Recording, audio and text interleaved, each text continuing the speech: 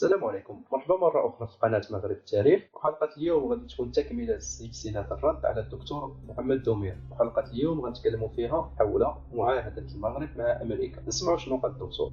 بالجزائر عام 1830، العام اللي احتلت فيه فرنسا بلادنا. طيب، هذا الجدول كي تشوف فيه تقرا عدة ملاحظات. أولا، المروك كانت أول دولة تعترف بالمريكان في 1786، والجزائر اعترفت بها بعد ذلك ب9 سنوات، يعني في 1795. نديروا شوية تفصيل في هذا الموضوع. ما طرحتوش السؤال وعلاه المروك كانت أول من اعترف بالمريكان؟ يعني هكذا كفضول تاريخي تحب تعرف، لأنه أكيد الأسبقية هذه ما جاتش من فراغ. الأسبقية في اعتراف كما هذا تقدر تكون دلالة على القوة، كما تقدر تكون دلالة على الضعف. كما شفنا احنا في جيلنا أسبقية نفس الدولة اللي هي المروك باعترافها بدولة الكيان الصهيوني في 1994. هذه هي اللي استقوت باليهود، هذا شفناه قدام عينينا يعني. أما باه نفهم واش صرا بين المريكان والمروك عام 1786، لازم نقرأ في نفس الموقع الأمريكي ما يلي. في عام 1821 قدم السلطان سليمان مبنى القنصلية الأمريكية في المروك كهدية للمريكان، واللي هو أول ملكية لدولة الولايات المتحدة خارج أراضيها، واللي دايرة فيها أمريكية. وبالتالي نكونوا فهمنا أن أسبقية المروك في اعترافها بالمريكان له من قوتها وله من حنكة سلاطينها، بل هي حلقة من حلقات التنازل على أراضي الشعب المغربي للقوى المتصاعدة في العالم الغربي. صراحة الدكتور العبقري عنده واحد القدرة ديال التحليل خارقة للعادة. يعني تخيلوا أنه يقول أنه المغرب اللي وقع أول معاهدة اعتراف بأمريكا وقعها لأنه ضعيف أو خائف من أمريكا. والدليل على ذلك أنه بعد 35 سنة تقريبا من توقيع المعاهدة، السلطان سليمان أعطى للحكومة الأمريكية مبنى في طنجة لأنه ربما خائف منهم. يعني تخيلوا كيفاش كيفكر هذا الشخص، مدى سذاجة هذا الاستنتاج.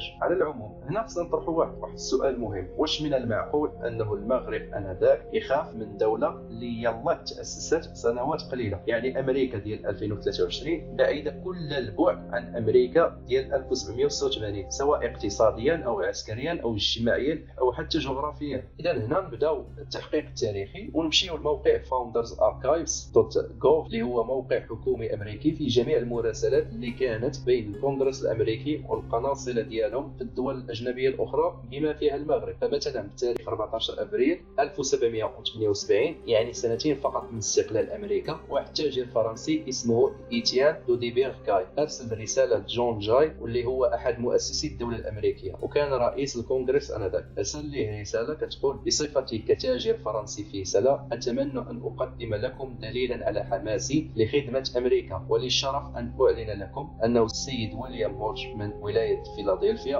والسيد جيو من كارولينا بأن هذه الولايات ستكون سعيدة للغاية بالتوصل إلى سلام مع إمبراطور المغرب. وركز على كلمة إمبراطور. ونكمل هنا: ولدي سبب لإرضاء نفسي أنني سأنجح في المعاهدة بنفس الشروط التي قامت بها الدول الأخرى مع هذا الملك من أجل سلامة السفن التي تبحر تحت علمهم. آمل أيها السادة ألا ترفضوا اقتراحي. وهنا نقرأ في التعليق على شخصية إيتيان ويقول أنه تم تعيينه من طرف السلطان سنة 1778 كقنصل لتمثيل الدول الأجنبية، ثم بعدها تم تعيينه كممثل دبلوماسي أمريكي في المغرب. وهنا ما كنقصدوش بأنه كان سفير، وإنما كان مجرد ممثل حكومي أو دبلوماسي لأمريكا. يعني هذه الوثيقة هذه هي أول دليل على أنه الأمريكيين هما اللي بغاو يديروا معاهدة السلم مع المغرب. وبعد سنين من المشاورات، هذا نفس الشخص غادي يرسل رسالة إلى جون جاي مرة أخرى بتاريخ 21 أبريل سنة 1780 ويقول فيها أنه ينتظر الإجابة من أعضاء الكونغرس حول الاقتراح، وأنه يطلب منهم أن يشرفوه بإجابة لكي يتمكن من إقلاع جلالة إمبراطور المغرب. وكيقول هنا: وإني عرضت أنا وفرانكلين بابتهاج بتأسيس تفاهم مع جلالة الإمبراطور المغرب والولايات المتحدة. وهنا بتاريخ 13 سبتمبر من 1783 مفوضية السلام الأمريكي رسلوا رسالة إلى رئيس مجلس الكونغرس إيليا بودينوت وتكلموا فيها على بعض الأحداث الدبلوماسية والسياسية، بما فيها فقرة كتتكلم على المغرب ويقول فيها أنه إمبراطور المغرب عنده موقف ودي تجاه أمريكا وهو مستعد باش يستقبل وزير منهم، وبما أنه من الممكن أن يغير رأيه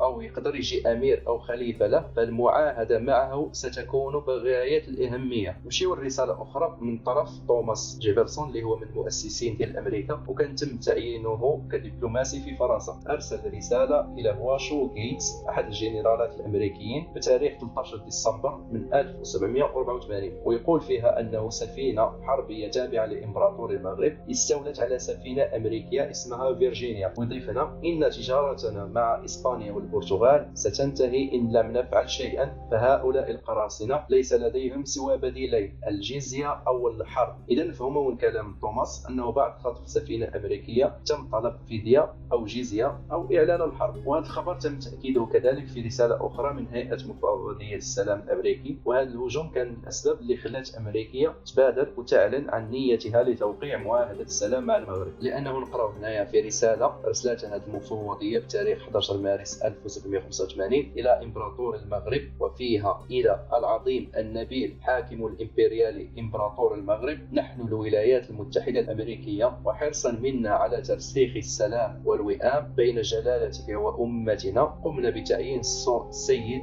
جون آدمز للتفاوض من أجل السلام، بالإضافة إلى الاتفاق مع أعضاء الكونغرس بحال بنجامين فرانكلين، توماس جيفرسون إلى آخره، ويقوموا بوضع اتفاقية صداقة مع جلالتك تم توقيعه في غرفة الكونغرس في نيويورك سنة 1785 بتوقيع جون جاي، ريتشارد هنري وتومسون. يعني عندي سؤال للدكتور دومير: علاش تكذب؟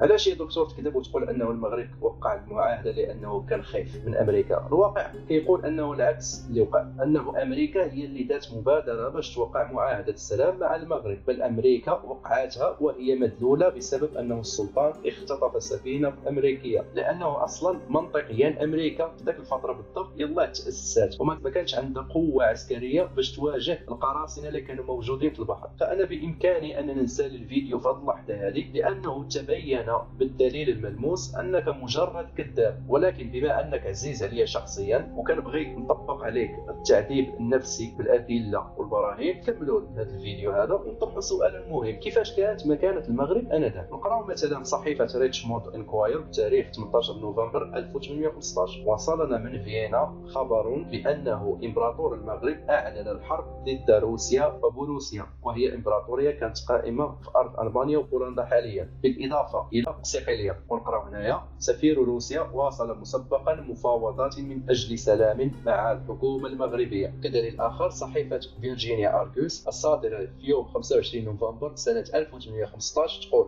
العظيم امبراطور المغرب اعلن الحرب ضد امبراطور روسيا وملوك بروسيا ونابولي. وهنا يقول الكاتب: الى متى سيواصل هؤلاء البرابره اهانه الاتحاد الاوروبي؟ سمعتيها يا دكتور ولا لا؟ وبما انك تكلمتي على السلطان يزيد، نقراو بتاريخ 9 ديسمبر سنه 1790 صحيفة لاغازيت: الأعمال العدائية بيننا، يعني يقصد بها الإسبان، وبين إمبراطور المغرب ما زالت متواصلة. هؤلاء المور يستعدون للهجوم على سبتة، ومن المتوقع أن يفعلوا ذلك في كل المدن الإسبانية في سواحل إفريقيا. وعلى ذكر إسبانيا، هذه معاهدة كانت بين السلطان سليمان وملك إسبانيا كانت سنة 1799، وهي نسخة أصلية موجودة في جامعة في إشبيلية. ونقرأ في الصفحة الأولى: لما قدم على حضرة مولانا أمير المؤمنين وسلطان المسلمين ملك المغرب مولانا سليمان أدام الله توفيقه. ففي نظرك يا دكتور هذا ملك المغرب شنو كتعني؟ كتعني المروك ولا كتعني مراكش ولا شنو كتعني؟ أو كتعني المغرب العربي ربما؟ فلو تفضلت وشرحتي لنا شنو كيقصد به ملك المغرب. نكملوا قراءة الصحف. مثلا في تاريخ 31 ماي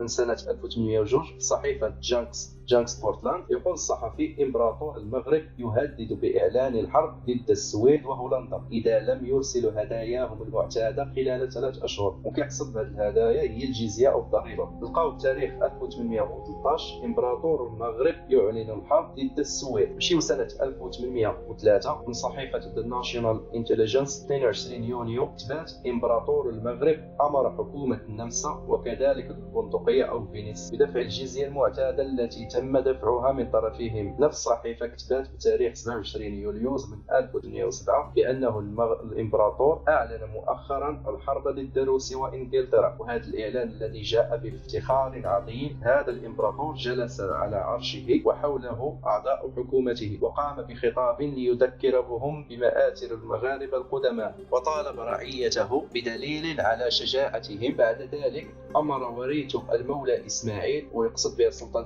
سليمان لأنه حفيد السلطان إسماعيل أمر القنصل الإنجليزي والقنصل الروسي مغادرة أرضه، وأمر بوضع علامات على سفن هذه الدولتين. ويقول هنا حتى باي تونس والجزائر يتبع السلطان في فعله، والعديد من السفن الحربية تتجول في البحر الأبيض المتوسط. على ذكر الجزائر، صحيفة ألكسندريا غازيت بتاريخ 23 أغسطس 1813 تقول: وصلتنا أخبار من قادش أن حكومتي المغرب والجزائر كانت بينهما معركة بواسطة عساكرهم، حتى أنه إمبراطور المغرب كان على رأس الجيش، والجزائر ونقراوها هنايا كلا طريحة مع خسائر بشرية مهمة في البناء البحري بوهران. يعني حتى داي الجزائر آنذاك قال الجملة الشهيرة: حقرونا يا إخواني. نرجع لأمريكا، وبما أنه تم توقيع معاهدة سنة 1786 فهل التزم بها المغرب؟ الجواب لا. صحيفة جانك سكوتلاند تاريخ 30 غشت 1802 تقول أنه إمبراطور المغرب يريد المال من الأمريكيين، وإذا لم يحصل عليها سيحتجز بضاعتهم ويستعبد طاقم سفينتهم الأمريكية. السبب في ذلك أنه أمريكا كانت عندها حرب مع طرابلس، والدليل على ذلك نرجع لموقع فاوندرز ونقراو رسالة من توماس جيفرسون إلى الجنرال العسكري هنري داربور تاريخ 9 غشت 1802. يقول فيها أنه تلقى معلومات بأن إمبراطور المغرب طلب الحصول على جوازات سفر لسفينتين محملتين بالقمح ومتجهتين إلى طرابلس أي ليبيا حاليا، والتي تم رفضها من طرفنا، لهذا أمر بطرد القنصل الأمريكي. وفي الهامش نقرأ فيه السبب من البداية، ويقول أنه سنة 1802 طلب سفير طرابلس في المغرب هدايا من القمح من إمبراطور المغرب، والذي سمح له بتحميل البضاعة كذلك، بينما جيمس سيمسون اللي هو سفير أمريكا في المغرب شك في إمكانية تأجير السفن إلى طرابلس. ويقول هنا أنه السلطان أمر بإرسال سفينة مغربية إلى طرابلس واستئجار سفينة بريطانية في جبل طارق. ويقول أنه دوافع السلطان لم تكن واضحة، سواء كانت عملا خيريا من أجل مساعدة المسلمين. حاول السلطان التهرب من معاهدة 1786، وبسبب منع السفن الأمريكية من مرور المساعدات، لهذا السلطان سليمان أعلن الحرب على أمريكا. وهالشيء نقرأه في صحيفة فيرجينيا أريوس بتاريخ 25 سبتمبر من 1802، ويقول فيها: إمبراطور المغرب يعلن الحرب ضد أمريكا، وقد طرد سفيرنا من المغرب، وبسبب هذه الأحداث وصلتنا أوامر بإجلاء جبل طارق. حتى ولو رجعنا لما قبل حرب طرابلس، السلطان سليمان بنفسه بتاريخ 15 يونيو 1795 أمر سفنه الحربية بالقبض على السفن الأمريكية، ولهذا يجب على السفن الأمريكية المتواجدة في سلا أن تهرب بأسرع وقت ممكن. إذن يا دكتور بالله عليك، واش أنت في كامل قواك العقلية باش تقول أنه المغرب وقع معاهدة الصلح مع أمريكا لأنه كان خايف منها؟ يعني هل هذا منطق؟ لو مشينا جريدة ناسيونال غازيت تاريخ 26 يناير 1792 لقاو أنه أمريكا في التقرير المالي السنوي خصصت $20,000 كهدية للمغرب من أجل تجديد معاهدة مرة أخرى بسبب تولي السلطان يزيد العرش. يعني التحليل العبقري ديالك راه مجرد أضحوكة. نرجع ديال المبنى الأمريكي، فهو اسمه حاليا مركز البحث المغربي التابع للمعهد الأمريكي للدراسات والاقتصاد ديالو تالي. وكما قلت فهو هدية من طرف السلطان مولاي سليمان إلى أمريكا كعربون صداقة، وكان في الأول يعتبر كقنصلية، ولكن حاليا فهو مجرد متحف ومركز ثقافي ويمكن أي واحد يدخل ليه بشكل عادي. وقضية أنه خاص بالأمريكيين فهذا كذب، وكيف كتشوف العالم المغربي موجود كذلك، وكاينين سياح وزوار كيمشيو لهذا المبنى. ولو بغى المغرب ياخذ هذا المبنى فغادي ياخذها بكل سهولة وبساطة، ولا توجد أي معاهدة أو قانون تلزم على المغرب بترك هذا المبنى، لأنه بكل بساطة هذا المبنى هو مجرد تذكار تاريخي على الروابط المغربية الأمريكية. وقبل ما نختم النقاش نسمعوا الدكتور نافع شنو قال مرة أخرى.